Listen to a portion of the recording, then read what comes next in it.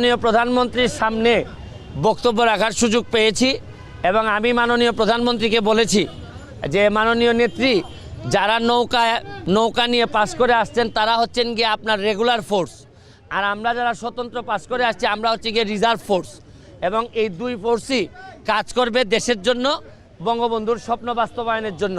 মাননীয় প্রধানমন্ত্রী বলেছেন যে সবই আমার, এরপরে তার কোনো বক্তব্য থাকে না, এবং বলেছেন যে সরকারি দলের এমপি যারা, তাদের অনেক ক্ষেত্রে প্রতিবাদ করা বা বক্তব্য দেওয়ার সুযোগ থাকে অনেক কম।